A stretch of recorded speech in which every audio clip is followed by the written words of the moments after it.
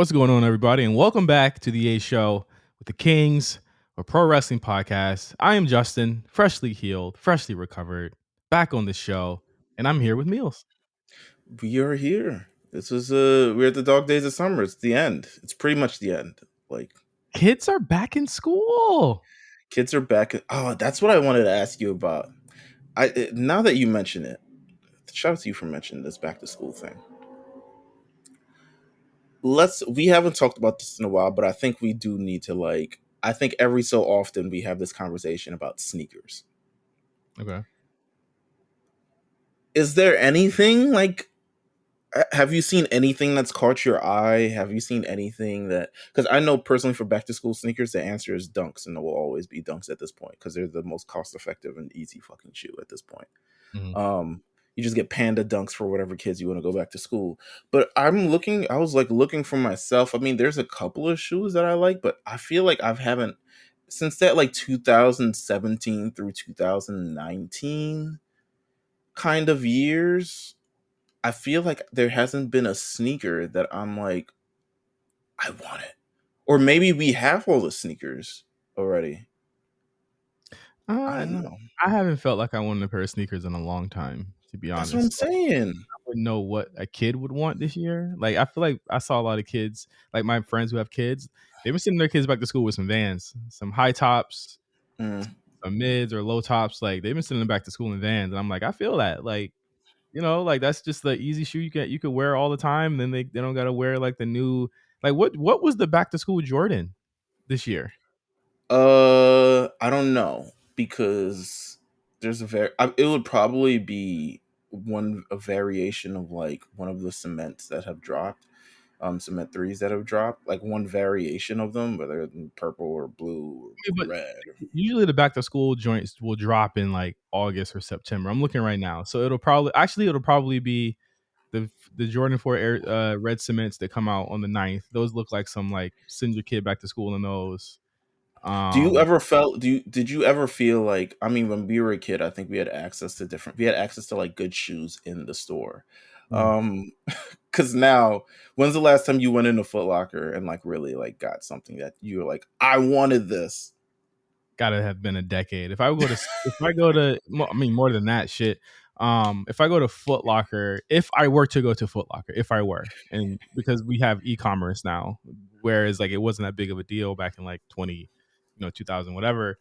If I were to go today, I would probably get some running shoes or like something that I could just like some Mm, beat around shoes or getting kid shoes because they usually do have the kid shoes just sitting. yeah, yeah. Nah, I've been into every time if I've gone school shopping with my niece, or I've just gone in Foot Locker just in general, which I never go to. And at this point, it's fucking pointless for me. You don't have what I Yeah. want. You know what I'm saying? But every time we go in there, we look around. There's 80 million high schoolers in refereed shirts working there. Um, and it's just it's a zoo.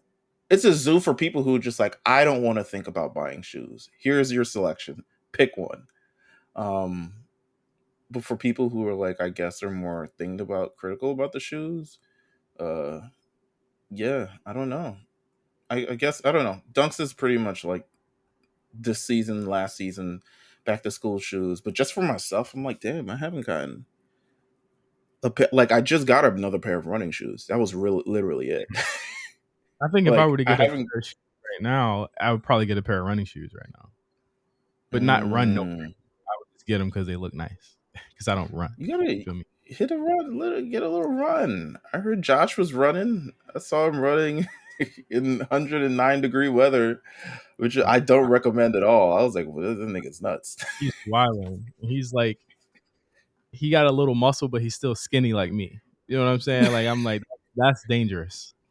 But I feel like running has definitely helped me like clear my thoughts and like um it's like ease me, and then it's also given me like a challenge to do. So I always, at this point, I recommend running now. I used to hate fucking running, but I recommend it just for like, if you can catch a good runner's high, that's like the best feeling.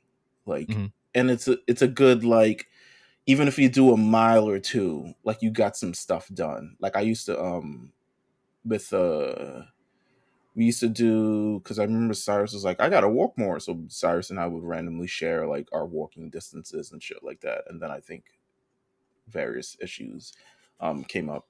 Um, but yeah, get out there, get active. Get active as soon as you can before it's 4 o'clock and the sun goes down. That's what the fucking I hate the most.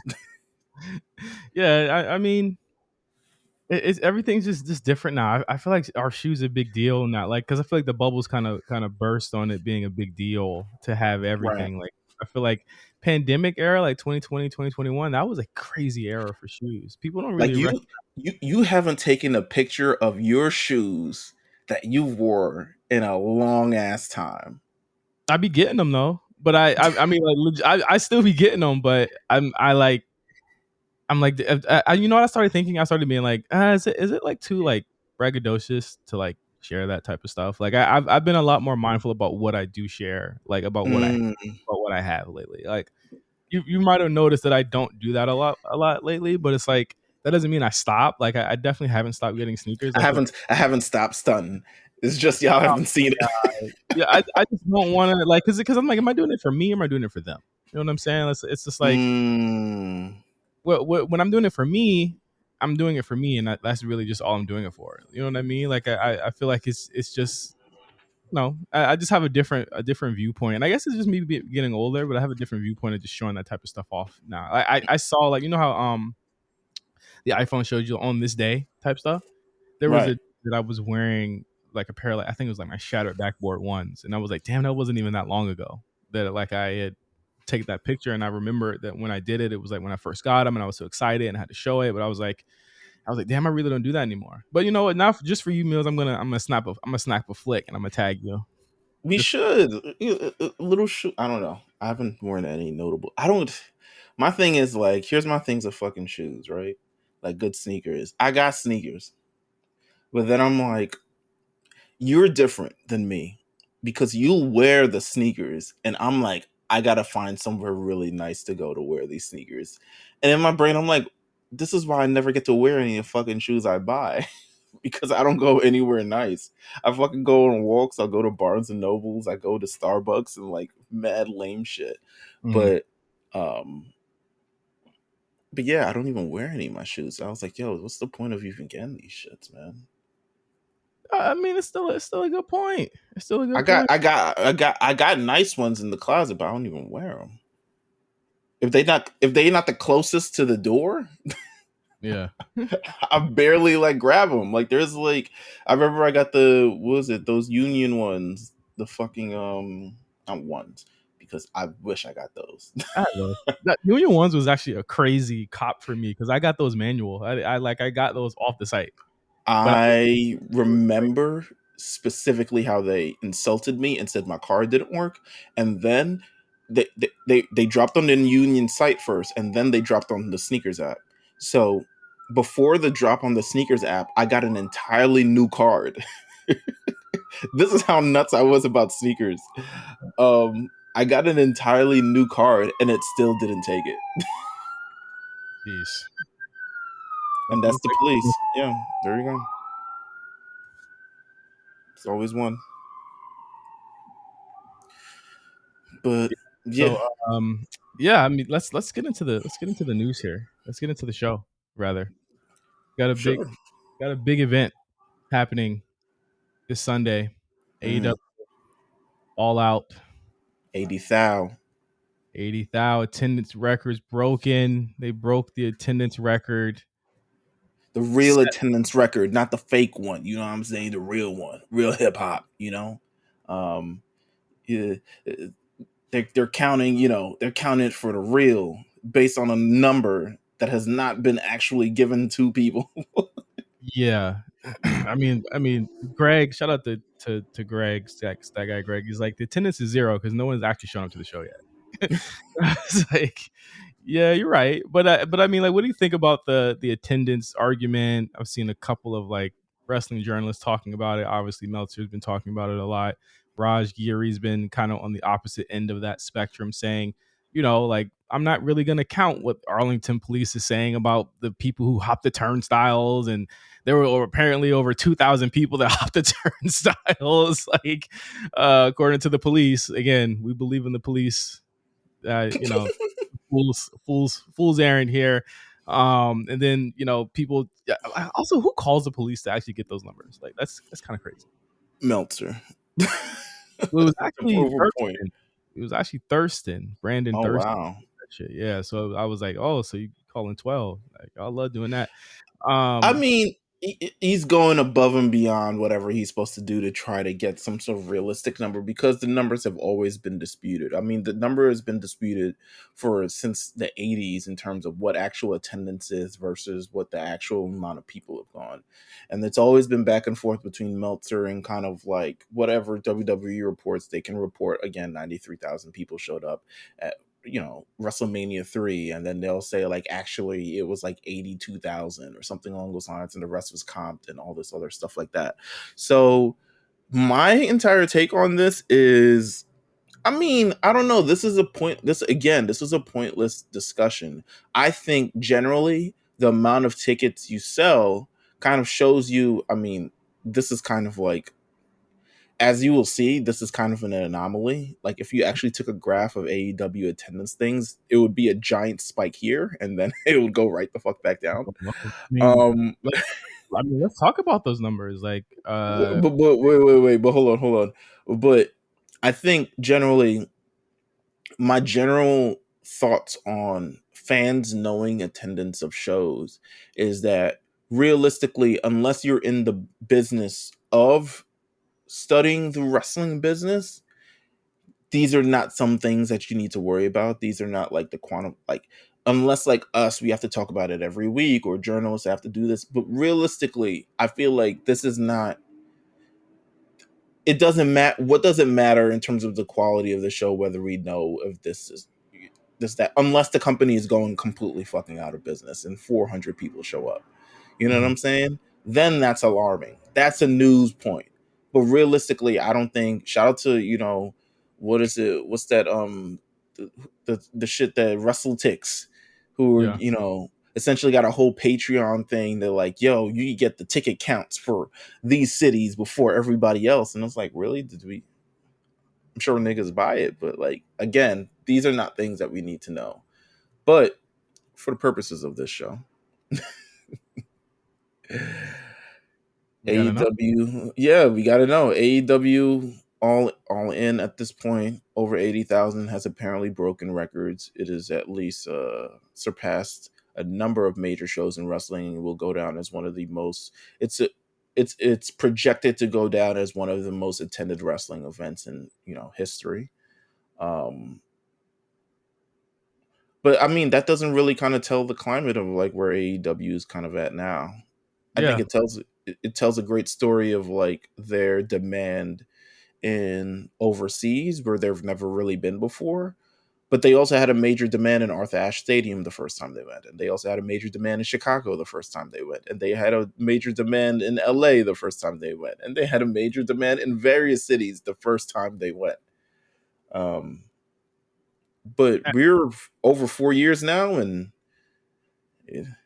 these cities have seen it all, done it all, and been through it all. yeah. I mean, they've seen countless blood and guts. I mean, and then they've seen blood and guts as well. But I mean, I want to get into some of those numbers coming out of this. So for the September 2nd collision, they're at, and this is just at the time of when I'm reading. This is like 2 days ago. So 3,900 for Chicago on the second. All out in Chicago again is at barely under 10K. It's at around 8,000. I'll just round up and say 9. Dynamite in Indianapolis is at 1,800. Collision in Cleveland on the 9th is at 2,800. The 13th of September, Dynamite in Cincinnati is at Jesus. In Cincinnati's at 1,400. That's a market they go to way too much too, is Ohio. Like Everyone goes to fucking Ohio too much. Sorry, Channing. Sorry, Ben Coyle. But y'all get too much fucking wrestling. How about that?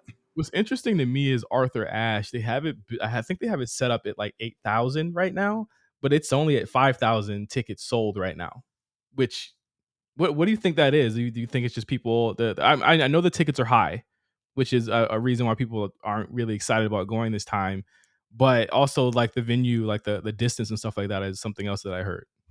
So the reason why I personally don't go to Arthur Ashe Stadium is because of the area that it's in, and then also it takes me a million. It takes me a whole at least an hour of commuting to get there. I would have to have like I would either need to take an Uber, which would be an exorbitant cost in itself, and then or also have someone drop me there. But with Arthur Ashe, I mean, it could be a case of like there's no announced matches or anything of the rather, but as you probably see on the other end, that isn't really stopping WWE. But um, it could be a situation of there are no announced matches yet. Generally, people aren't really familiar that they're coming there yet. They haven't really kind of pushed forward on that yet. I think they would do that for their another Grand Slam show. I'm gonna assume after All Out. They would push heavily the Arthur Ashe Stadium show, but realistically, like the demand isn't there until they create the demand. The product of AEW, um, and maybe it's just overall them burning out the same areas consistently from time to time. Again, they were in Chicago literally 6 weeks ago. They'll be Yeah. in Chicago next week Sunday, and then they'll be again in Chicago 6 weeks after that. And then they'll probably be in Chicago again 6 weeks after that. Realistically, it creates this thing where it's like, all right, I could probably miss this show, especially if like the tickets cost a little bit more. It's like, okay, I can miss this show. Maybe I can watch it on TV and I'll catch the next one. That's kind of maybe the attitude that fans are having. But honestly, I don't really know any AEW fans in my life who are attending shows frequently. Well, So I can't let's have anyone who would ask this question. look into California. They're going to be in Stockton, which is like not like a crazy area there. It's kind of like I say a sea level town. They're only doing like 1,700, and this is kind of like the Bucks County here. Like it's kind of like they're claiming the California region is a region that's really popular for them, and so Dynamite's going to be there. And yeah, it's not even at 2,000. Like I could see I could see a realistic uptick in Grand Slam tickets if Yeah, Cole wins the title or something like that. But I can't like that's from 20 to 10 is crazy. I think I think there's also when you look at it, it's like how you kind of market your talent. A lot of these are kind of like these faceless, nameless wrestlers. Like for instance, a lot of Cody's marketing can be, that he's a major player and stuff like that. So when he comes to Atlanta, it's a big deal. It's Wait, Cody's homecoming in Atlanta. we said it's wrong. We said it wrong. It's actually all in. It's not all out. All out is the next week. We've been saying all out this whole time. This is all in. Whatever. It's all the same shit. That's what it is. But um nah, I mean there's another part of that, right? Like you have these stars that you probably want to focus around and they never really get that kind of marketing. It'll be like maybe they'll do Britt Baker in Pittsburgh and they'll do that. And it's like Britt Baker is in Pittsburgh. We'll have her wrestle blah blah blah.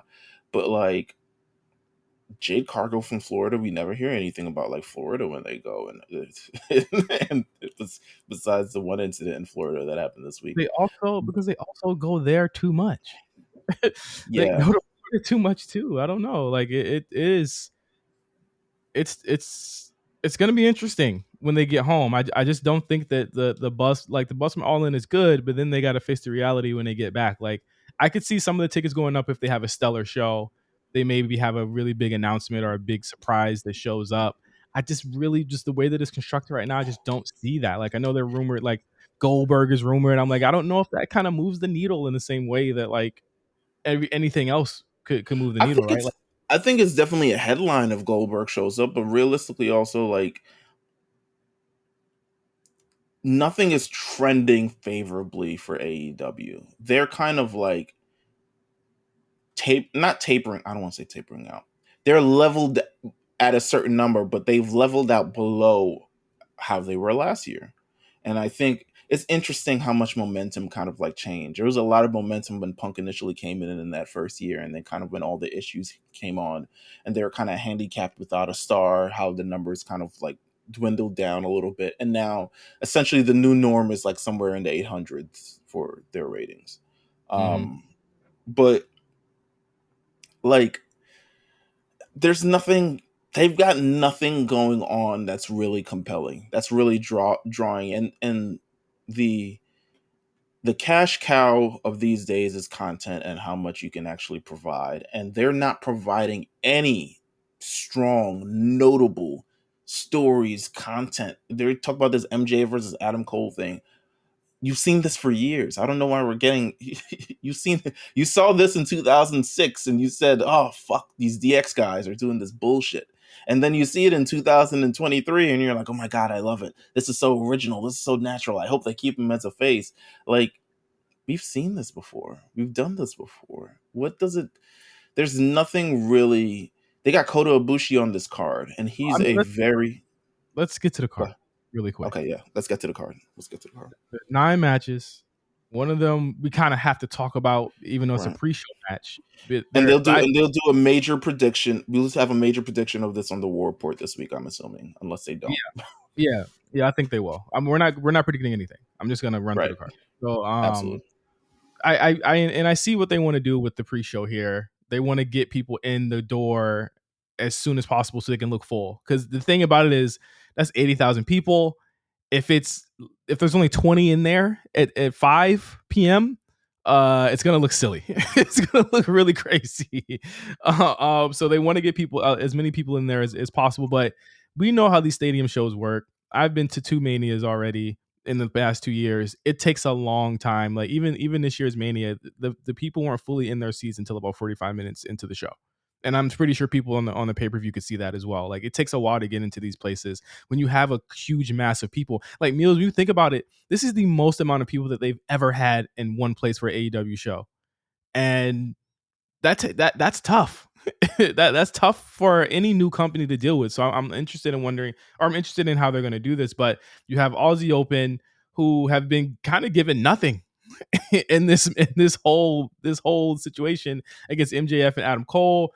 Um, Honestly, I'm not gonna try and predict or do anything like that, but I could see them winning the fucking tag titles here. To me, I don't know. At this point, but what is it for? The ROH World Tag Team Championships? Like, what are we doing this for? I'm so confused about like what's the end game here in the long run? Is it a tangible feud that creates either another major heel or another major face? Or is it two major faces? I'm confused about the tag team championship thing being here. I mean, I get why it's on the show, but I really also think you, I don't know. I would have to assume they're creative to the point where they can take your main event of the card that's supposed to be special and expose them to the crowd already. Yeah. And then And have them work have them come back out. and work and like here's my thing with the card. You There blow and the pop, you blow the pop of the music, you blow the pop of the appearance, you blow the pop on all these other things. Like, something major and drastic would have to happen for people to be excited. But then you're also like, you're blown. If you do that, you're kind of blowing your load on something that you probably should have done during the television. You know what I'm saying? yeah, think about the times of these matches. I mean, you've got FTR, Young Bucks, that's going about 30. Uh Golden Elite versus the Bullet Club guys and the Don Callis guy, that's going at least 30. The Stadium Stampede match, these are always matches that go 40 minutes, not flat. And there's 12 people in this match, Meelz. So, like, this is for sure going to go 40 minutes, or if not more. Osprey and Jericho, they're going to go at least 20 something minutes. Punk and Samoa Joe, I don't know if their bodies can handle 25 minutes. I think they're going to go pretty long too. MJF Adam Cole, that's gonna go very long because Adam Cole gets a main event. You know what he does in main events. He's going 45 minutes. How tired are these people gonna be by the end of the show? Yeah, to be honest with you, and Tony Khan's currently he's asking questions about like who determines of what's going to be on what show, and he said pretty much the hardest decisions that he's having is to figuring out who's going to be on the this all in or all out card, and apparently not everyone's going to make it. Not everyone should make it.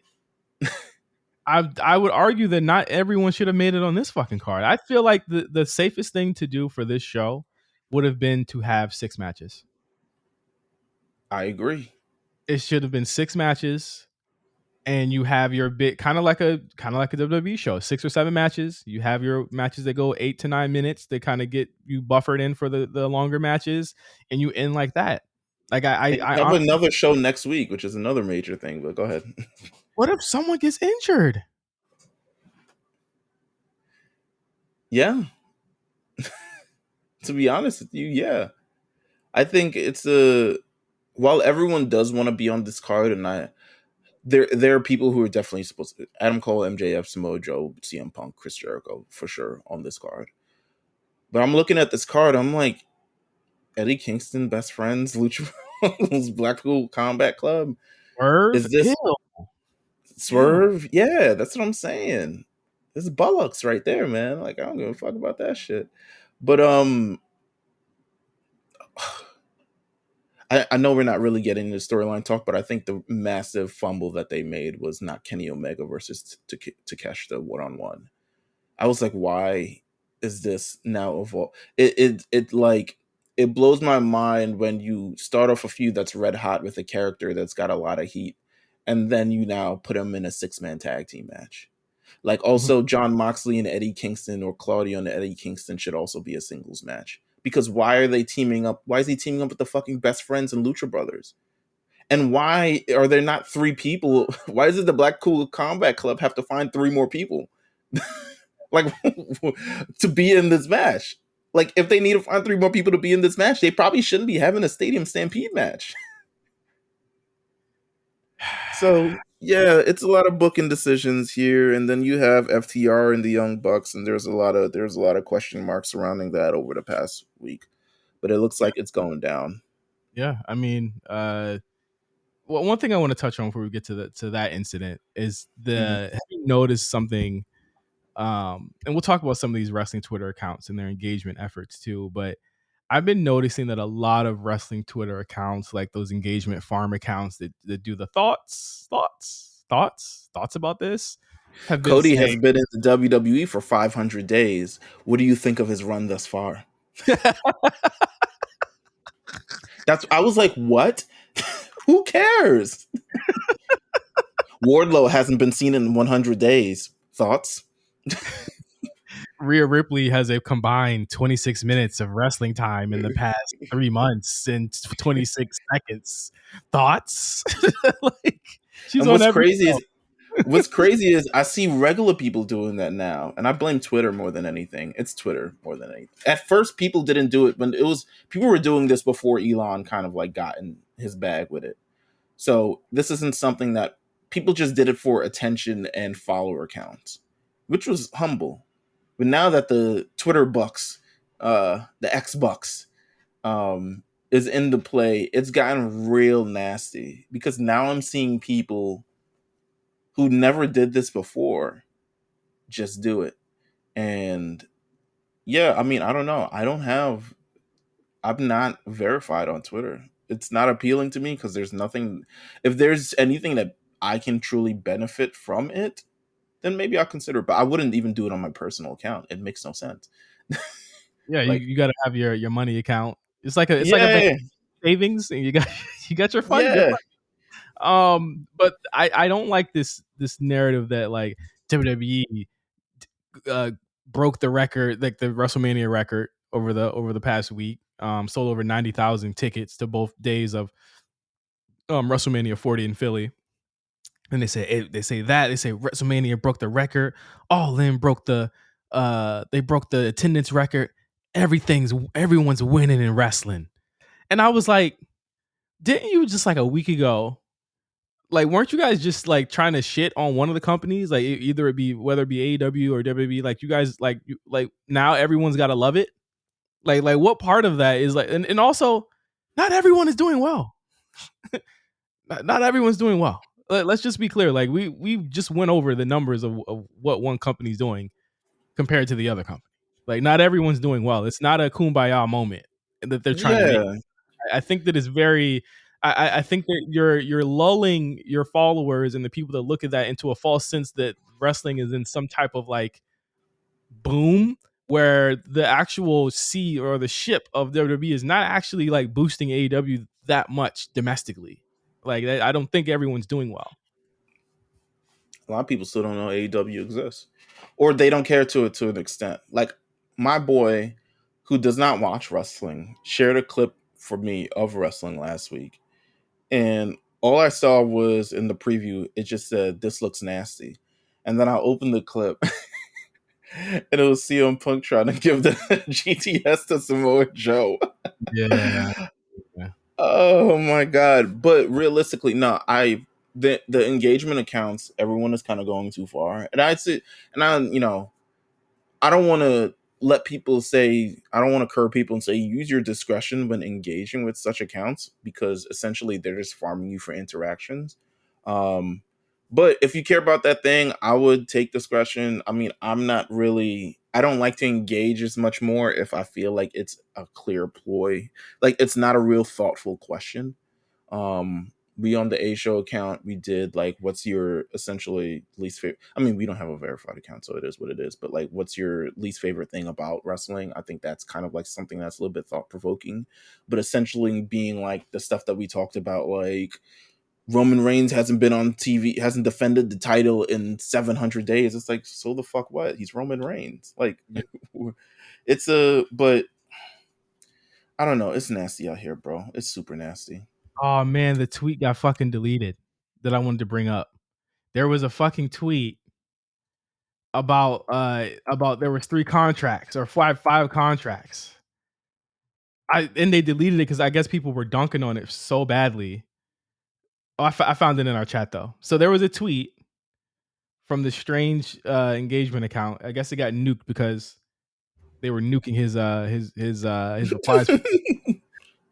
So I'm gonna read some of these contracts for you. And they said, which one would you choose? Oh, this was the tweet said. Wrestling Twitter. Which one are you signing? Trying to see something. That's the other one. Trying to see something. Trying to see something. Just trying to see something. I got it pulled up, so you don't even have to read it. Well, I guess read it to the people, but I got it pulled up. So it's length, salary, role, mentor, and bonus, right? WWE contract length 5 years, salary 100K, role developmental, mentor HBK, bonus 5 times your wage is increased if you get called up to the main roster. Okay, all right, Okay, all right. that's pretty lucrative. AEW contract 3 years, 150K, role mid Carter, mentor QT Marshall, bonus can work for indie promotions. I was like, damn, is Keith Lee? New Japan Pro Wrestling, length 8 years, salary 100K, They have no concept of, but go on. role main eventer, mentor, Shibata, the guy who they took his brain out and put it back in. He can't even think straight. Bonus, you will be the new leader of Bullet Club. They were really grasping for straws at that one. Because that doesn't equal any of the other bonuses for the other companies. Impact, length 2 years, salary 60. Is it 60K? This is 60K. Yes. Role X Division, mentor Tommy Dreamer, bonus creator freedom. I mean, yes, you'll have creator freedom because you can have any type of freedom when there's no lights on in the fucking warehouse. I see what's going on. Are they paying Naomi 60K? I would imagine they paying her. I would imagine, considering her years in WWE and all this other stuff, they'd be paying her quite a bit.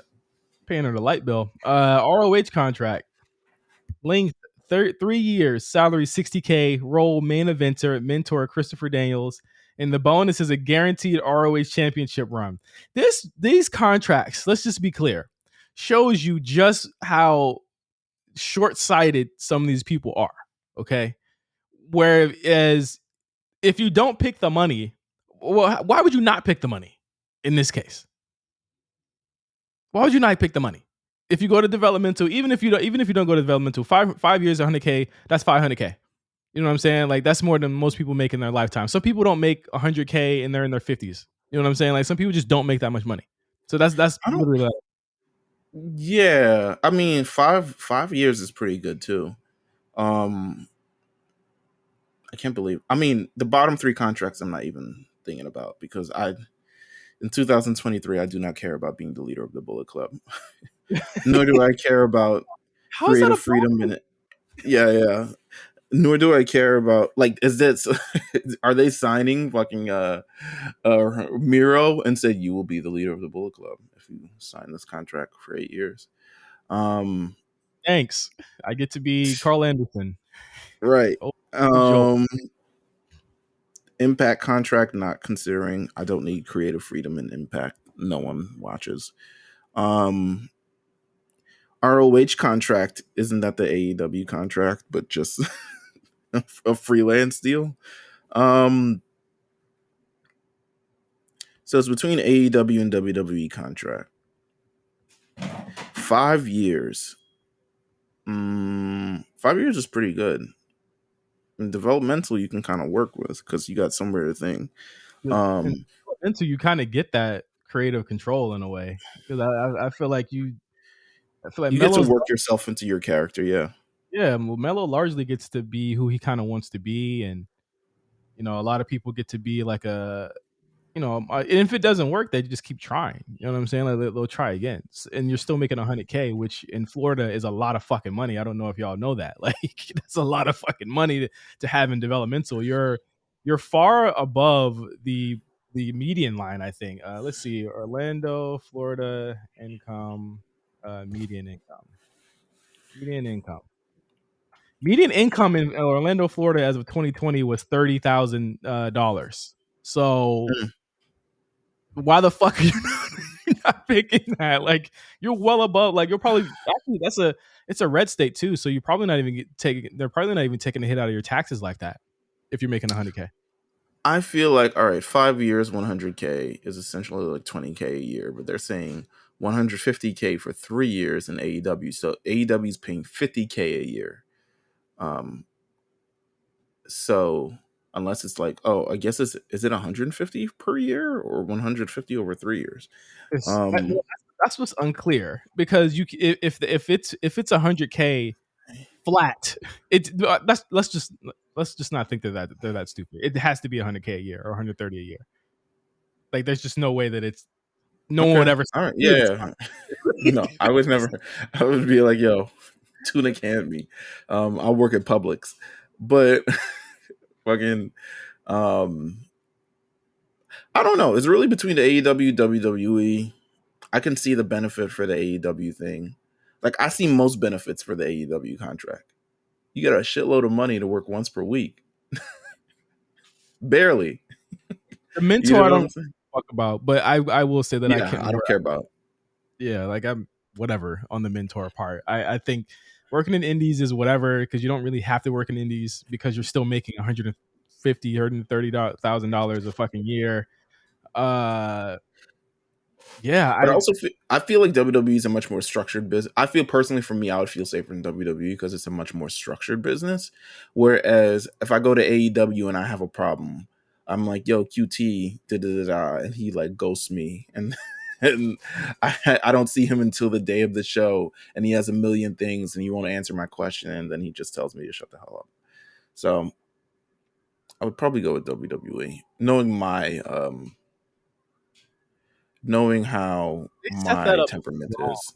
There was a lot of cool ways to get engagement out of that tweet, and they did it just so wrong by just having the first option be the best option out of all of them. Like, Yeah, because why there's would no you go to the other, the three under? like that's Well, just fucking insane. and I'm sure wrestlers are actually like laughing at you. We're like, "Yo, what the fuck is this? Whose They, contract is that?" They hitting the Scott Hall. He need a better lawyer. He needs a better agent if he fucking taking that deal. Let's talk about Cash Wheeler. Last Mm. week we found out that he had a charge for what was it, aggravated assault. Let me pull this up. This ain't even a new charge. It's not new at all. It's not new at all. Well, now the news right now is that is that AEW didn't know about it and Tony Khan didn't know about it till recently, which he admitted today, which is crazy to admit. Hold on. Brought up the news. Uh, so he was actually arrested on July 28th, so just under a month ago. Mm. He was charged with aggravated assault with a firearm, according to Orlando County records. He pled not guilty on August 3rd.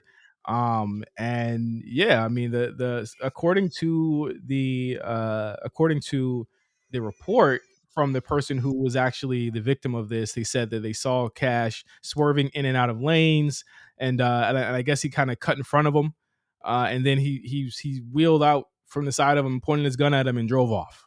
And that's what the aggravated assault was. And you know, Florida is an open carry state, so like I think that's really funny that they're actually kind of taking this to court. I don't know if anything will come out of this, but I think the issue is that where is the punishment happening? He's still scheduled to be on All Out or All In this weekend, and there doesn't seem to be any type of punishment happening unless the punishment is that they drop the titles and then he's going to disappear for a couple of weeks. But it's like I think that the main conversation is like the way AEW and Tony Khan handles these incidents as it pertains to their talents, and to me, the lack of action that they have whenever these things happen.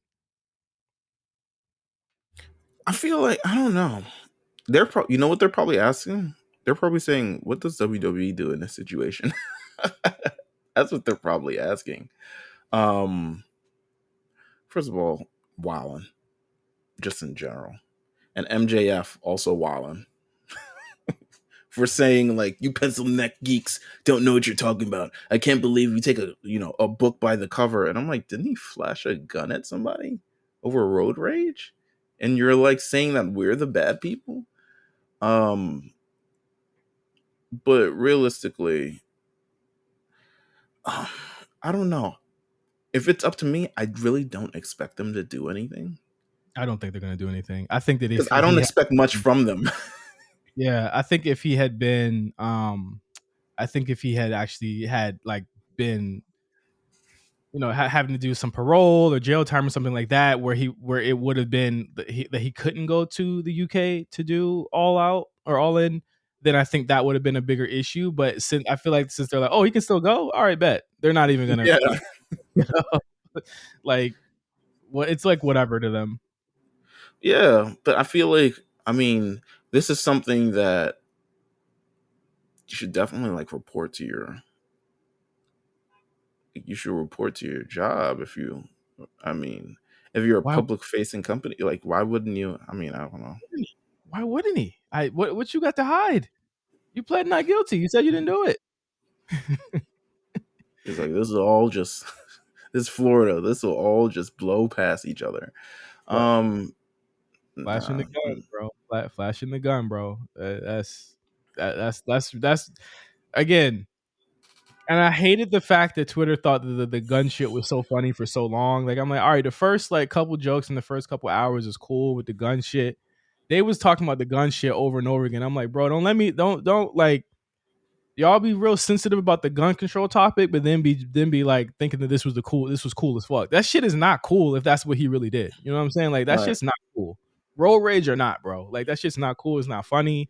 Like right, y'all doing anything for some laughs, and then when something tragic happens, y'all will be deifying, or you know what I'm saying, not deifying, but you know what I'm saying, like basically writing the guy off. You know what I mean, or writing anyone off. Like gun control, gun shit is a really big issue in this country. Period. Like that shit ain't cool at all. You know what I'm hmm saying? Like I just didn't like the jokes, the 24 hours of gun jokes that was being made. I thought that was corny. It's a I don't know. I don't expect AEW to do much. I expect them to fully have the thing. I mean, what's the worst they're gonna do? Is what, take the titles off of them? which they might have done anyway. Um, but then who knows what uh what will happen from there? Who knows what CM Punk will say? I, Actually, you weren't on last week. What's your thoughts on the CM Punk jazz? he's corny. Oh, okay, fair. Um, Armand raised the question in our Discord earlier this morning. He said that, and he was like, I don't want to sound like I'm wilding, but basically like asked us, where do we stand? Like, is Brock? You know what I'm saying? Has Brock had a better career, or is he the better wrestler than The Rock? Brock or The Rock? Yeah, Brock. And let me just get clear what he said. Let me hold on. He said, you know, if somebody said Brock Lesnar better than The Rock, what's your reaction?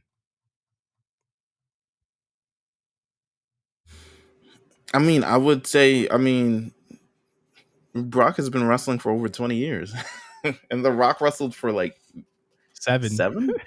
Yeah, You know what I'm saying? Consistently at once. Like, yeah. I wouldn't really say anything if a lot of wrestlers are probably better than The Rock. Rock is more notable than a lot of wrestlers, and I do think in his prime, Rock is an underrated worker.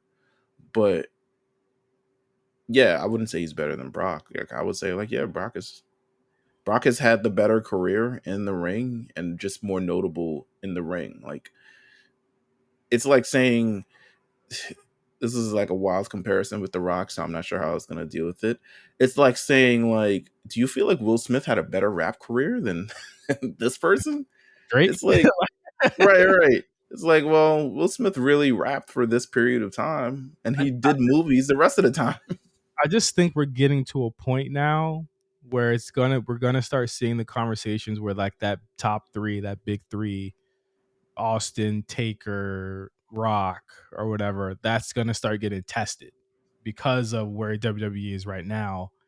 You're gonna start seeing the Seth Rollins comparisons. You're gonna start seeing for sure the Roman Reigns comparisons. I think it's about time we started seeing the Brock Lesnar comparisons. I agree with Armand. I think that we need to start seeing his name pop up in all time lists a lot more, especially at that Austin Rock level for sure. Because I think that I feel like Brock took the prospect that was created for him and he actually capitalized on it. Even if he did leave for a couple years, like he came back better than he was. Um, but you're gonna start seeing those conversations pop up a lot more because they're making more money now. They're selling out bigger shows and they're doing things that Austin and Rock and Brett and all them didn't do. So I'm wondering how the purists who, you know, they hold their wrestle buddies very tightly are gonna start thinking when people are saying like, hey, you know what, man, like I fuck with, you know, Gunther better than, you know, whatever, because now you're seeing an active, you're seeing WWE play an active role in creating new legends. You're seeing what they're doing with, like I said, Gunther, with Roman, with everyone getting these long reigns and breaking these records. They're creating these new legends before our eyes to start having, you know, those conversations, and I think that people shouldn't be surprised when you start seeing things like that. I agree. Um, One more thing before we do our quick breakdown of our shows this week as well. Lacey Evans, man, has left the WWE. She's gone, man. Amen. She's gone, y'all. She's gone. How Macy could Estrada. Macy? I mean, that's her real name, so I don't know what to say. But how do we feel about? I mean, there's always with all these releases, there's always this like conflation on Twitter about how their career should have went or how their career actually did go. What's kind of your honest opinion on Lacey Evans and how she was from NXT through WWE and kind of like how it all ended? Never saw it. Never saw it. Was a consistent kind of blot on whatever program she was in. At times over fucking pushed, for sure overexposed. I can't tell you how many times me and you we were complaining about the fucking Lacey Evans video packages last summer when they were Right. reintroducing her. They tried so many times. I think she is a testament to the fact that this fucking company will try anything with you if they see something. But I think that her days were probably fucking numbered, and it's for sure an indictment on how much control Vince still had over the creative and what talent we saw, that she stayed on TV that long, even after he was supposedly gone or not, factored into creative as big as he was. I think this is a sign that, like, okay, like we finally have the reins of this, because they let her go and they let her contract kind of run out. We hadn't seen her in a long time. She would show up to lose to Zelina every once in a while, and it is what it is. But I don't think that if she pops up at a Royal Rumble, people are gonna be fucking losing their minds that she Right. returned for one more night. There's something about, like, I feel like, as quiet as it kept, there's something about, like, I don't know, when you brazenly, your gimmick is like related to military service, and I feel like there's something about that that doesn't always rub people the right way. Um, because, like, for instance, right, like Montez Ford served in the Marines, Mm-hmm. um, but it's never like a major part of his character, and he's like beloved for it. But I do think that there's a level of, like,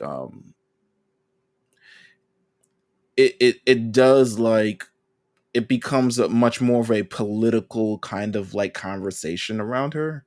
Um, in terms of actual skill, I think there's a reason why it never worked as a face or a heel.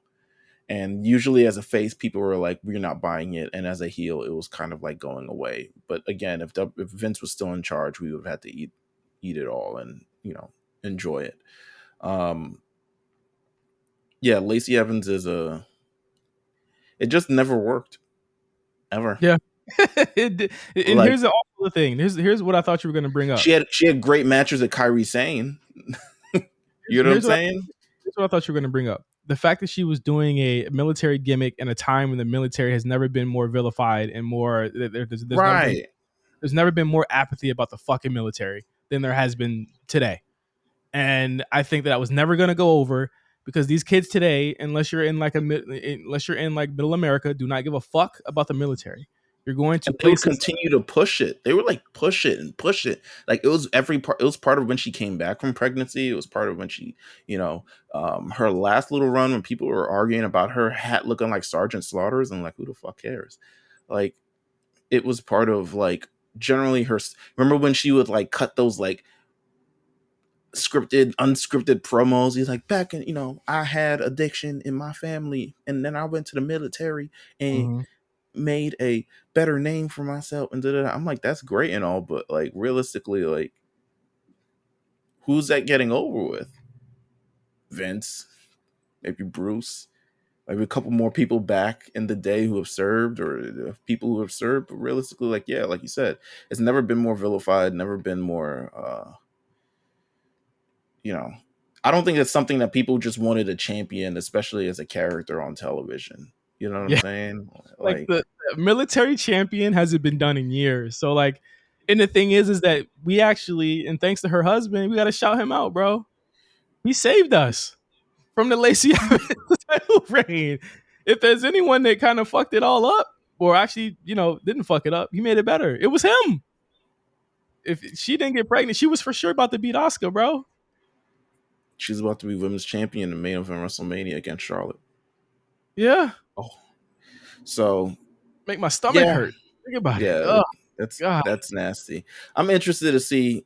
I mean, I'm interested to hear kind of like her thoughts on how everything went. I'm sure it's skewed. Well, she's already spoken out. She's already spoken out about it. She said that she doesn't regret her time in WWE. I'm pretty sure, like, that changes after like 3 weeks. They'll start shitting on them. But Of um, course.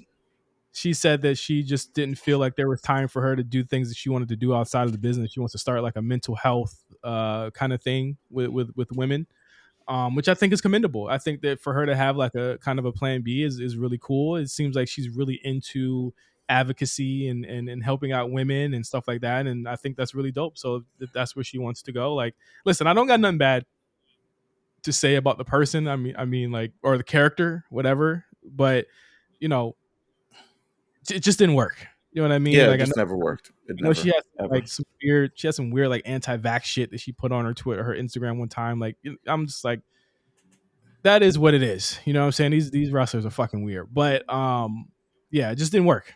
And that's just where it is. So we'll probably see her pop up at the Royal Rumble in the near future. One more time. AEW? Why? Why are they still I don't, signing niggas? They I I don't don't know know. why they're still signing niggas. I mean, they've signed some people they haven't used yet. You know, Yeah.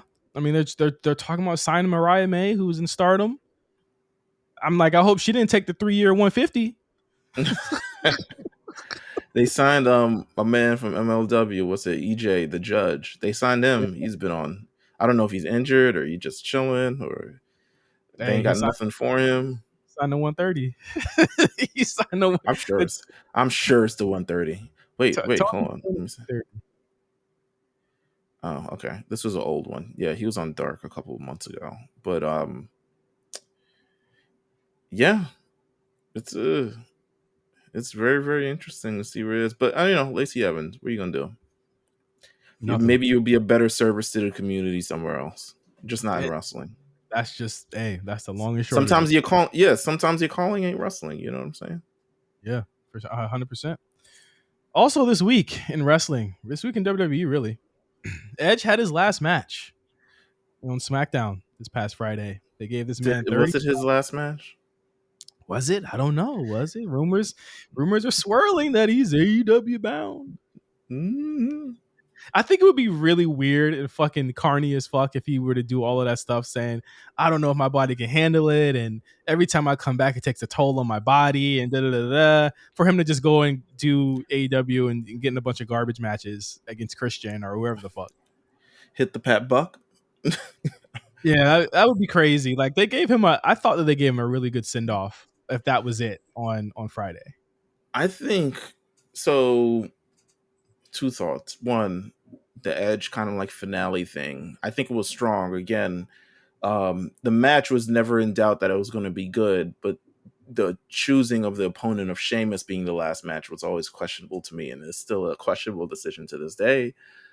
But realistically, I would have chosen like Rey Mysterio or some shit like that. Like I would have chosen someone else, someone actually notable within Edge's career. But match was great. Edge is turning 50 in a couple months. He says, and I believe him, but he says like because Goldberg would also say this, and Stone Cold Steve Austin will also say this, and it's another reason why The Rock will also say this.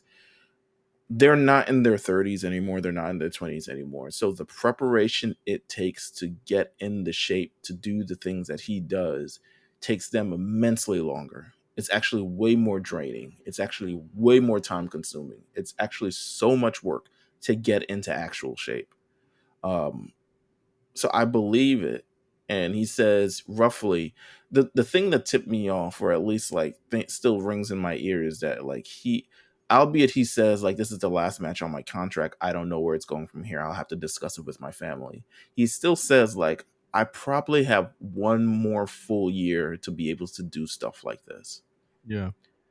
So I'm like, and to me, another thing he negotiated with he was in talks with AEW. I don't want to say negotiated, but he was in talks with AEW before, in terms of like returning to wrestling there. Before WWE said, "All right, we'll send the doctors and we'll clear you, damn it." Um, so there's a couple people in AEW. There's all this other stuff. I'm ignoring the FTR and the Matt Hardy things because they are like whores for attention on social media. They were Yep. almost worse than the engagement accounts. So I'm ignoring that. Um, but do I think it's a possibility Edge ends up in AEW? Adam Copeland or the Cliff, as we've been calling him, instead of Edge, the fucking Cliff. Cliff. Uh, but that's a Chasm. OD. That's a OD. No, that's like an Impact ass vibe to it. You remember when Impact would change everybody's names? That's kind of like what's the vibe is. I don't think they change it. We I turn would it hope. Edge to Robbie Z. I would hope at this point in his career, Adam Copeland owns some part of actual Edge. I can You tell know what you I'm right saying? now, he does not. I'll tell you right now, he does not.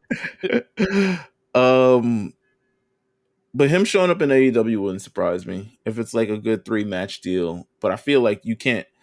AEW doesn't do part-time motherfuckers, man.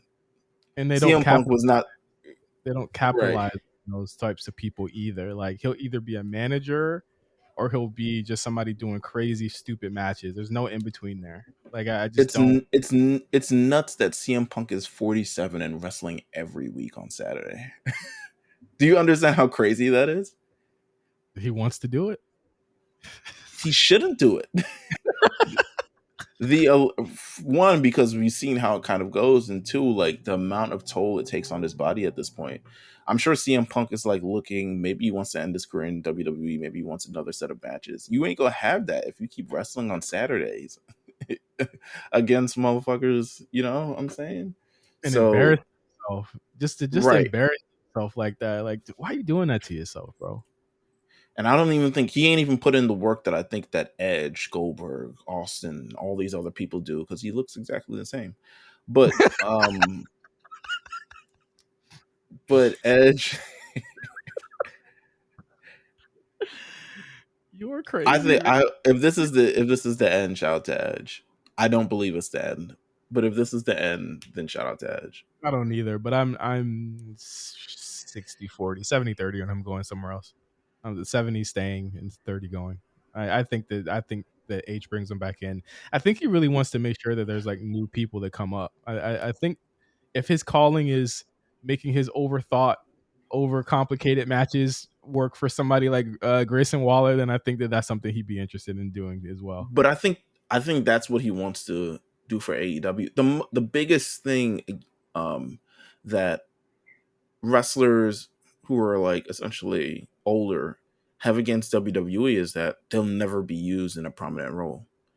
And arguably Edge was in various points, but we're not going to prioritize him over Roman Reigns, Cody Rhodes, Seth Rollins, Judgment Day, something along those lines. Like he's never going to be a major priority. So our idea is when you want to go chase that, you But say, you telling me that he wants to do what basically what Christian is doing, and I don't think that Edge sees himself like that. Like Christian always feels no. like they're overlooking him. I'm like, you could look at what they did for Edge on Friday meals, and I could not tell you that he feels that way. I couldn't believe that he feels that way with what they gave him. They gave him a Roman Reigns main event at WrestleMania. They gave him several matches that he wanted with Seth Rollins. You had matches with a lot of people he brought his wife in, got her a bag, plucked her from NXT and got her a bag as well. Like I just don't think, and this is just me thinking that, like I don't think that he thinks of them in that manner, and like he's not Christian. You know what I'm saying? I feel like him going there to prove himself or prove that he deserves to be in that motion over younger guys is just not something I feel like he would want to do. I mean, I don't think he thinks it over younger guys. It's just that it'll never be how it was, and he'll never be like, again, like, yeah, it's just he'll never be in a really prominent position. He's going to be asked to do things like, again, have matches with fucking, um, this person or that person and stuff like that. Where he's like, I could probably go over here, get a bag, and be in a And major work with slot. work with less famous, less popular people that if you tried to elevate them, they would still be doing 800K every single week. I just don't think that. Like, I think that even if he can win over there, Brian did it. Brian did it. Punk did it. Like, wired differently. Like I don't even want to bring Daniel Bryan or Brian Danielson into no type of conversations. Meal. That nigga is just fucking crazy. I don't know what he thinks. He's a crazy person. We can't base his thought over what a normal person would think because he is not a normal person I'm at all. not convinced Edge is a normal person either. I think Edge is a very dramatic and he thinks of things in a very story. Like if he's trying to do like I that agree. big story based type thing, but they let him do that here too. Like he had his own universe with the Judgment Day for a long time, and it spun off into so many different things because it feels as though they had producers that said, "Edge, let us take this over." And when they took it over, you got Dom Mysterio, you got the Finn Balor led Judgment Day, you got all of these good things that came out of Edge idea that didn't quite work. I think if we got a bunch of Edge ideas meals in AEW, it is not going to help AEW. Nah, not really.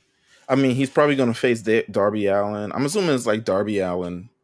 Um, the Hardy thing is a fucking.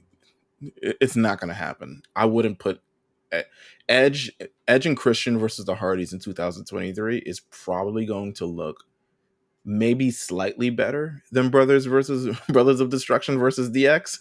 Like maybe Ooh. slightly better. Um so I wouldn't think he would do that to himself, especially if you work as hard as you work. Um I don't know. I also feel like he also does want some sort of end of his career related to Christian, but I don't know. Whatever. At this point, we'll see where it goes. Yeah, we'll see. LA Knight's breaking the rules. He's on every show now. I guess he's a Raw and SmackDown superstar. They're working him. They're working him though. I'll say that. This is what the people wanted. Yeah, This is what we wanted. yeah. It's what they wanted.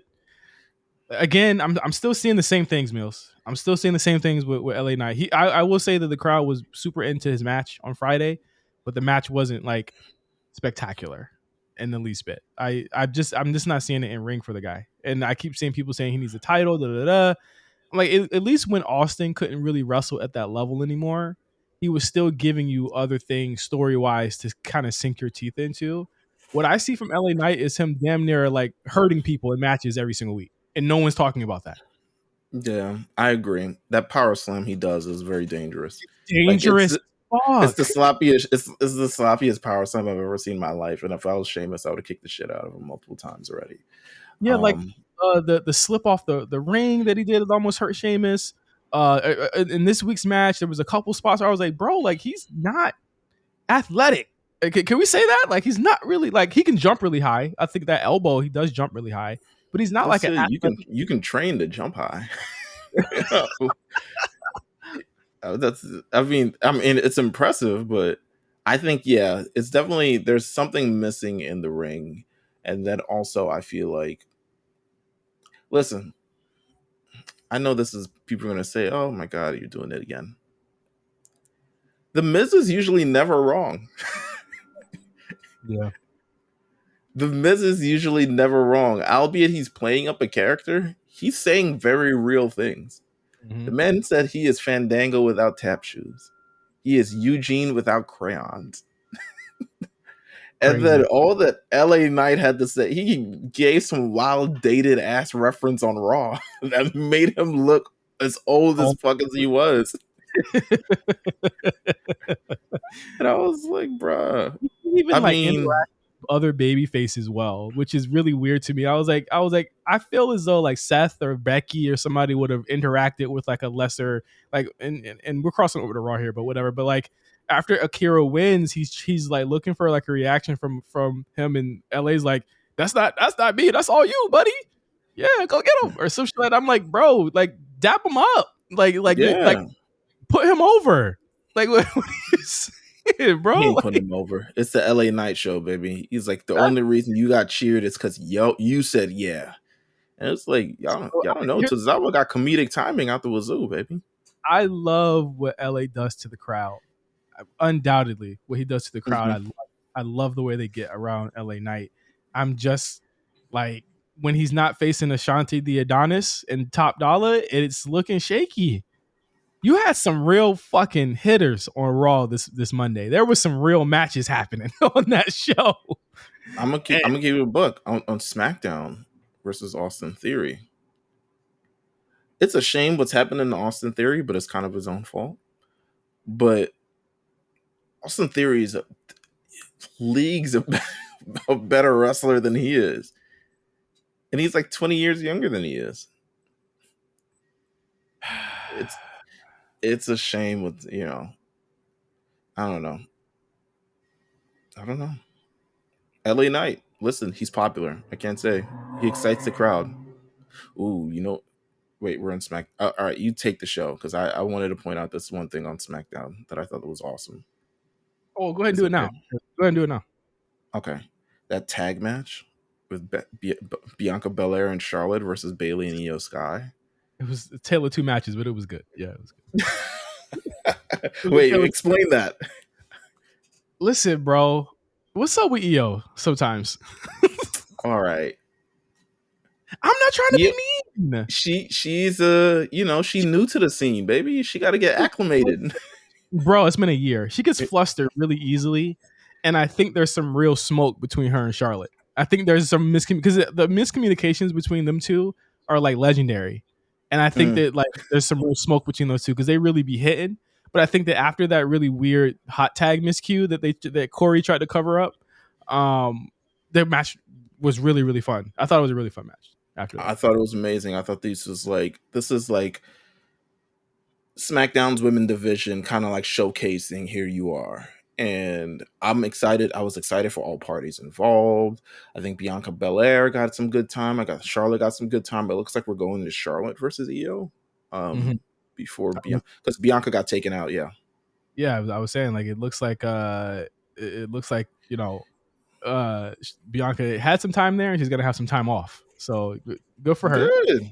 Yeah, I saw her at the Renaissance concert. I was like, you better enjoy the rest of your life. Come on, Mm-hmm. you know what I'm Mm-hmm. saying? Let's get into a big happening on Raw on Monday. Gunther suffers his first loss since That was coming up with nuts. really good, I thought that was nuts. really Match good. was Match was good. I thought him suffering his first loss was nuts. But I get it, but I still think it was nuts. Here's the thing. Oh, you said nuts in a bad way. I thought nuts Yeah, like, oh, nuts in a bad way. No, no, no. Yeah, not nuts in a no, good way. Nuts in a it's not worse than him running away from Braun Strowman. I thought that was probably the low point of his run so far was running from Braun Strowman. But I think that in order to get excitement on if Chad Gable can win this, you have to do that, and you have to make their little third rubber match work because he beats him the first time. Second time, he gets a count out victory, not a pin, not a visual pin on him either. He gets a count out, which to me is like Chad can win on that, but it's not like how a babyface is supposed to win, right? So it's like I got something over you, so I deserve that last title shot to see if I can beat you and see if you can definitively beat me. And I right. think that's why that works for me because it's like for one, you give the crowd a moment because you visually saw Gunther lose here on TV and in Quebec, Right. but Gunther, it's breaking him a little. It's like, oh, I can be beaten. I can be beaten any type of way. So I think the story that they should play if they do this at Payback, which is what I think they will do, is that you're playing into that. You're going to do the count out thing again. You're going to do it in a really cool way. But you've also shown that Chad Gable is a match for him physically, and I think that this works so much better for Chad Gable than just having him get a roll up or just having some DQ finish. That's why I think that like when they do a count out like this, is effective for me because Mm-hmm. it's not how they do it normally, but it also had some historic effect, and that's why it worked well for me here. No, I agree with you in that aspect. I think them one, this not either opening the show or closing the show. I think it could have been got a little bit of a better reaction there, just from like because it happens in the middle of the show, and you might be already like kind of like easing out of whatever the fuck is actually happening, especially after that Drew McIntyre and Matt Riddle McRiddle shit. But I think fake Chad Gable has had kind of like Gunther's number because the original match was the 5 minute match and Chad Gable survived. And then that's when Gunther said, "No, you didn't beat me. I'm going to beat you." And then he actually kind of like fake does it again. So clearly he has his number. Um, it's interesting to me because the trajectory of Chad Gable has never pointed to this kind of moment ever. You know what I'm saying? Um, Prior to, I can't even say it'll happen afterwards. Like I'm at this point, Chad Gable, if they're doing this for Chad Gable, he should be in real consideration to end the streak. Like legit consideration. If they've gone as far as to give him a count out victory over Gunther and kind of had that moment, he should be in real consideration to like kind of like end the streak because it's clear that they've given him more than they've given anybody else. And once you establish this kind of like count out victory, I think you can kind of like do it again. I'm also not sure, kind of like where the Intercontinental title scene is like supposed to be after this, but to me it's like nuts in a bad way, in a shocking way, but also like again, I do appreciate kind of like how they did it. It was a real effective way to do a count out victory, um to kind of get like to kind of like build anticipation for this like payback match. Yeah. Um, so we'll see how that goes. But it was exciting, just at the wrong time of the show to me. I don't know. It's something about it to me was like wild. I thought it was effective. I don't know. Nakamura segment that you want to talk about effective. This Nakamura. I kind of also thought this was wild. What do you mean? What do you mean? All right. So he reveals what he said to Seth Rollins, right? Seth freaking Rollins. And it's supposed to be the secret. And I'm like, oh, okay. Like, it's a secret. He knows something about Seth that we don't know. Or that's something that's salacious enough to at least tip off Seth that could be built up for an entire week. And then the secret is, it's your back. And I'm like, but we haven't established anything about his back They're doing ever. that. They're doing that And now. wouldn't WWE know this? Like, why would this be a big secret? Like, why would this be a secret or any kind of thing that would you be able to hold over someone's head? Like, this is everyone's beat up. You know what I'm saying? Like, No, I don't. yeah, yes. I don't know what you're saying. Well, it is what it is, but I don't think I was like, okay. I mean, I guess the performance that Nakamura had in that promo, I'll give it to him in kind of like communicating this like deceptiveness, evilness, stuff like that. But the actual secret itself, I thought was like, okay, all right. So his back hurt. That hadn't stopped him from beating up Judgment Day for the past 2 months. So his back hurt. He said he's been dealing with this for 2 years. It clearly doesn't have that much of a weight on him to really drag him down in any of these situations. I mean, there's definitely something called suspending your disbelief here. But I mean, yes, we all know that people are hurt, but I think that it's very old school in a way that you don't see and you don't really, wrestlers don't really talk about what goes on outside of the ring. So it's effective in that where he talks about his family and talks about what happens outside when he hugs his wife, hugs his daughter, his back is in pain. We just don't know that with super sparse with all of the pain and trauma he's put on his back in the past 2, 3, 4 years, combined with all of those things, and then combined with Seth's own promo later on in the show, it's incredibly effective that Nakamura reveals it as mind games to him, where it's like, I know how to beat you. That's essentially what it is. It's not about the back pain or anything like that. Finn didn't attack the back or didn't even make it known that he was going to go after his back when they faced off against each other, or say, Seth, I know you're fucking hurt, I'm going to go after this.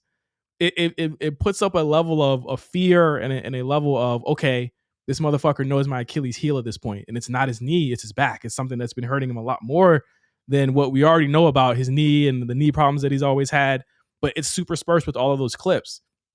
I think it was effective in that sense where Nakamura not only says, okay, not only do I have the Kinshasa that can knock your ass out, but if that doesn't work, I'm just going to try and fucking break your back at this point. And I think that they get over that fact with, I know what you're thinking. I know your fears outside of the ring. Like, and that's why I thought the video package was really dope, because again, if it's just Seth and Nakamura going into this match, it doesn't work as much if Seth has no adversity that he's going to have to get through. And now you're looking at the match saying, how is Nakamura going to work and do this match with the back stipulation? And I think again, they made Nakamura look like a real badass, and they made him look cooler than he's looked in a very, very long time here. Just having that whole promo, doing it all in Japanese, all of that stuff like this, the presentation to me was just really, really, they knocked it out the park with that, in my opinion. I agree. I still think at some point it would have been great if he did target the back in the past 2-3 weeks that this has been going on. It goes back into the fact that I said he has the Kinshasa, but he also has he's basically saying, I've been using this knee on your fucking on your neck, but I really know how to really beat you. Like, I'm just doing this to fuck with you. I mean, I guess it'll be the story of the actual match itself. But I hope they continue this kind of like I hope they kind of continue this kind of like cerebral, sneaky, crafty, conniving kind of attitude of Nakamura post this, because he's needed a character for a long time that just isn't some variation of Shinsuke Nakamura. So if this is the evolution of his character and how it fits into his mold and kind of how he does WWE, I think it's a lot more. It'll give him a lot more opportunity on the show, as opposed to him kind of like being this. This is And more then of how he used to be in New Japan. I can say even the way that they cut this promo is how he used to do it in New Japan when he was leading Chaos in the early 2010s. It's okay, giving those vibes. So like they're basically scaling the clock back a little bit in a good way, and that they're gonna let him kind of get free reign over that character and kind of show people what he does. So I'm wondering how brutal it's gonna be because he did work a lot stiffer at that point. So we'll see what happens in that match. But I think in terms of just the way that this is being built, I think you really have some real fear on how Seth can handle this. Because again, I think another thing they should really be talking about is the amount of defenses that he's had in the past couple months. You know what I mean? I think that's another right, strong the story too. right, Um, right. I think but it would have again, been great if they added that. Yeah, for sure. they still could. I mean, we're only in like week 2, so and they got a Any week to go. truth whatsoever. All right, sorry, I was playing So it. so payback. The card as it stands right now, you got Becky Lynch and Trish Stratus in a steel cage match. Seth Rollins and Shinsuke Nakamura for the heavyweight championship, and of course they announced last night Rhea Ripley and Raquel Rodriguez for the women's world championship.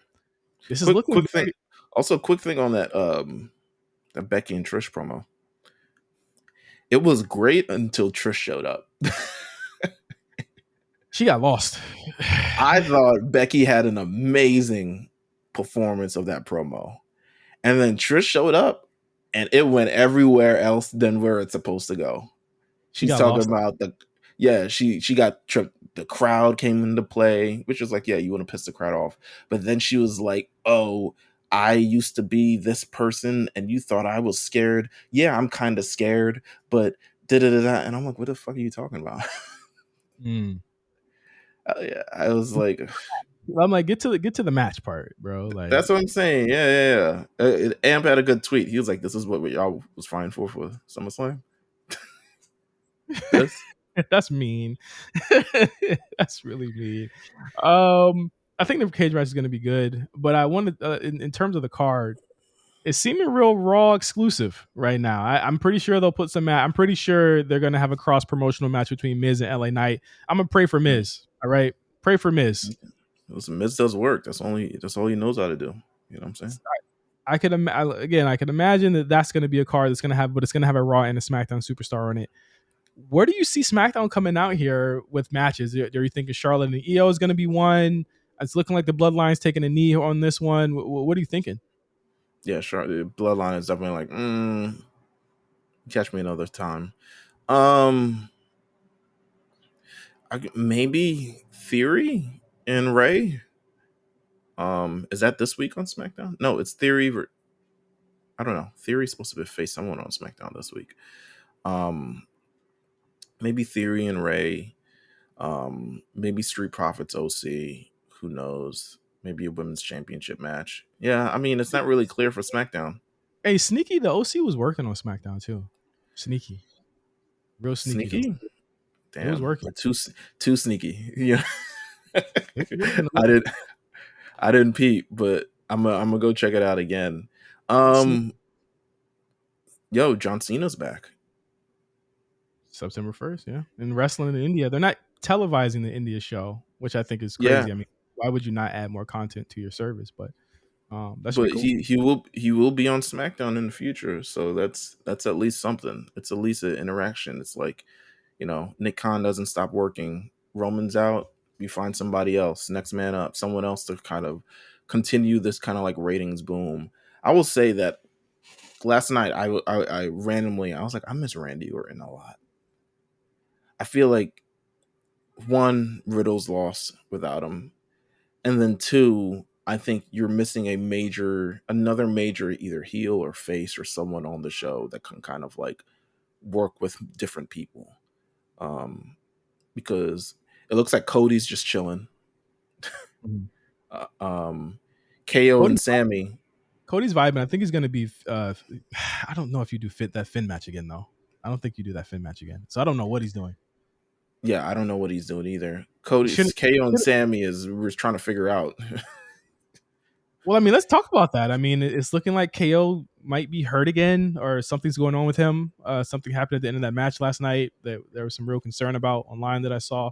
Looks like it might be a shoulder or something related to his arm or something like that. I'll say like it's been a very tough tag team reign for these two, just in terms of staying healthy. Other than those first couple of months, Sammy was hurt for a while. KO has been out for 2 months now. He just came back, and it looks like he's something's going on again. Is it time for him to lose the tag titles? I know that they wanted to have this epic run with them, and again, the moment in April was cool, but I think it might be time to, like, if they're not going to be facing any of the teams on any of the shows that are, then they should kind of break it apart, or because I mean, it just seems like they're just facing the Judgment Day, and they can do that without the titles. And the Judgment Day, they don't even seem like they want the titles, so like they can I give this. think their massive run over the last year and change is kind of like catching up to them in a little bit. Okay. So I think maybe actually they could probably use. I mean, I would take the titles off of them, but I would also split the fucking titles too. But that's not going to happen. But I think they need to just kind of like slow down. We can take the titles off of them. We can kind of present a new team. I honestly, if it were up to me, I would put them on Judgment Day. I think having more eyes on Judgment Day is very key in this situation. If you put them on SmackDown, you get some SmackDown eyes on them to bring them back to Raw, which you're going to need in this football season. So you're going to need that little bit of synergy as well.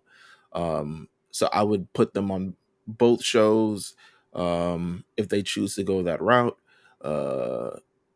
They're working wonders for NXT. So NXT Heat Waves tonight. Ooh, okay, I forgot. But yeah, it's an interesting situation. I think it's kind of like catching up to them. It's a lot of the direction of the tag division is also very grim on Raw. Viking Raiders. Wait for that. I feel like Riddle and McIntyre feel like the 8th iteration of what Riddle has done in a tag team. So it doesn't feel fresh anymore. Like we've seen this. We've seen Broserweights. We've seen RK Bro. We've seen him try to fit him with Sammy and Thing. Like, yeah, we get it. He's an idiot. And we tries to latch on to the straight guy. We get it. So it's not really that exciting anymore. And then Viking Raiders seem to be like kind of like wheels turning in the mud. Form, thing, repeat. You know what I'm saying? Like, so really the kind of only thing going for them is Judgment Day, in my opinion. I wouldn't put on any other team but Judgment Day. But it also then questions like, do tag teams still matter? And also working them that many shows, and they're already showing up everywhere else. You can't put it on Dom. I think that if you put it on, if you're not gonna split Damian from the crew right now, like, then I wouldn't put the tag teams on them either. But again, like the Judgment Day stuff is compelling. I do think it's cool. I like it a lot. It's got you wanting to see who's actually going to leave the group and who's actually going to hit the breaking point there. Which to me it seems like it's going to be Damian, but I think there's a lot you can do there. But I think that with Sammy and KO, I don't want to say they need to take a break because the thing is they can't really take a break right now. They're like two of the biggest baby faces on the show. You know what I mean?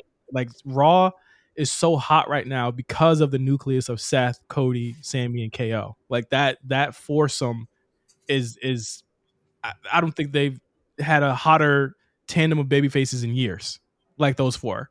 So like you can't like the reception that he got. The opening to Raw to me was fucking amazing. Like I thought it was great. And again, it was like, hey, if Cody ain't on the show that much, you still got Sammy. And I love that they were able to put Cody in the back seat because Sammy and KO were the stars of this episode. And I thought that was really cool. So I don't know. Like I still think they can still do what they're doing now, but they haven't had a real tag team program since they fought Pretty Deadly and Money in the Bank. So like I don't know. And then Pretty Deadly's out. That's a bummer. That's a huge bummer. I think that's a huge hit to the crew right there, to the tag team crew over there, is that they were just getting that push, and now they're out for an undisclosed amount of time. I think it'll be a big deal when they come back for sure, but it just sucks. It sucks all around for the tag team division right now. But yeah, is there anything else you wanted to bring up for this week? Let me see. Piper Niven returned to action this week. Piper Niven's back. Candice LeRae's back, ish, kind of. Oh, Tommaso, she's so deserved a 5-minute match with Rhea Ripley. Oh, it would have hey changed man, it would have changed been the. it would have been a banger, but it's not the time for a banger right now. Tommaso Ciampa is doing it himself. We're doing it yourself. You know, big arrows pointing, underlined neon lights, tag team thing. That would be hard Um, if you were to do that. Gargano Ciampa tag team would be a good team to I think put they in would good for the Profits, like good against the Profits. on different shows. Yeah. Yeah. But one of them would have to win the tag team titles to make it happen. So, Mm-hmm. no, that's all. That's all I got. All right. Well, thank you guys for listening. We'll have all of our reactions to AEW's All Out pay-per-view. Sorry, All In pay-per-view next week, Yeah, and what came out of all the that. same shit. That's the name of the pay per view. They just announced that Jericho is going to be performing Fozzy at the show, so I'm Get the definitely not. fuck out of here! You're lying. Yeah, he just announced it that they're performing Judas at All In. This Bro, show how ain't. can we how can we make this show feel bigger? That's exactly what someone said. How can we make this show feel bigger? Hey man, come on. They love us over there. We've gone triple triple silver There it in is. the Hey, UK. when is it? When does the show start? It starts at Eastern, starts at 2 p.m. Ooh, you'll be watching till 8. So yeah, well, yeah, at this point. And then Rampage and then Collision will come on. Oh God. Thank you guys for listening. Make sure you check out the War Report this week. They're gonna have their predictions for All In and more reviews of Heat Wave and Dynamite and whatever happens in between then, because AEW has a lot of fucking content coming out in the next 2 weeks. I pray for them. I pray for young Quan and young Cyrus over there. But thank you guys for listening to the A Show, and we'll see you guys next week with our thoughts and the latest in wrestling news and scuttlebutt and rumors and everything in between. So for Meelz, I'm J5. See you guys later. Be safe, be healthy, and drink your water. Peace.